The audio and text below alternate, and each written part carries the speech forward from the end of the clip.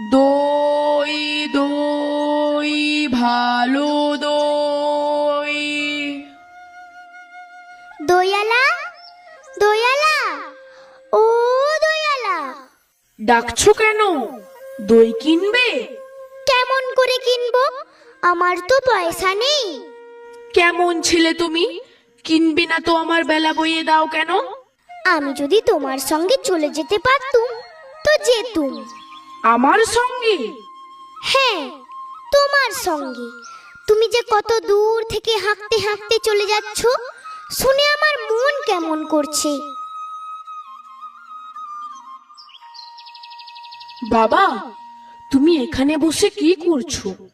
কবিরাজ আমাকে বেরোতে বারণ করেছে, তাই আমি সারাদিন এখানেই বসে থাকি। আহা, বাছা তোমার কি হয়েছে? আমি জানিনি, আমি তো কিছু পড়িনি, তাই আমি জানিনি আমার কি হয়েছে। দয়ালা, তুমি কোথা থেকে এসেছো? আমাদের গ্রাম থেকে এসেছি। তোমাদের গ্রাম? অনেক দূরে তোমাদের গ্রাম?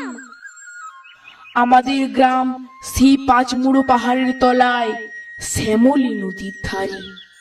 পাঁচমুড়ো পাহাড়, শ্যামলী নদী?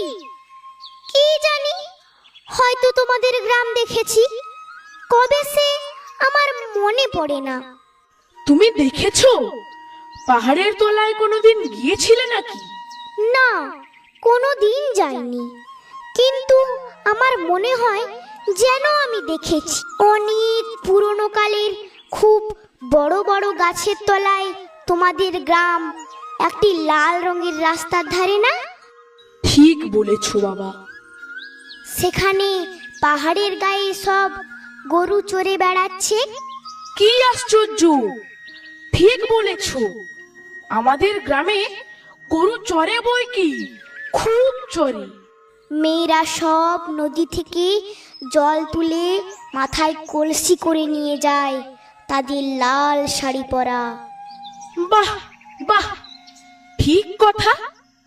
আমাদের সব গয়লা পাড়ার মেয়েরা নদী থেকে জল তুলে তো নিয়ে যাই, তবে কি না তারা সবাই যে লাল শাড়ি পরে তা নয়। কিন্তু বাবা, তুমি নিশ্চয়ই কোনোদিন সেখানে বেড়াতে গিয়েছিলে। সত্যি বলছি দয়ালা, আমি একদিনও যাইনি। কবিরাজ যেদিন আমাকে বাইরে যেতে বলবে, সেদিন তুমি নিয়ে যাবে তোমাদের গ্রামে। যাব বই কি বাবা, খুব নিয়ে যাব। আমাকে তোমার মতো ওই রকম দই বেচতে শিখিয়ে দিও, ওই রকম বাঁক কাঁধে নিয়ে, ওই রকম খুব দূরের রাস্তা দিয়ে। মরে যাই, বই বেচতে যাবে কেন বাবা? এত এত পুঁথি পড়ে তুমি পণ্ডিত হয়ে উঠবে। না না, আমি কখনো পণ্ডিত হব না। আমি তোমাদের রাঙা রাস্তার ধারে, তোমাদের বুড়ো বটের তলায় গোয়ালপাড়া থেকে দই নিয়ে এসে দূরে দূরে গ্রামে গ্রামে বেচে বেচে বেড়াবো। কি রকম করে তুমি বলো?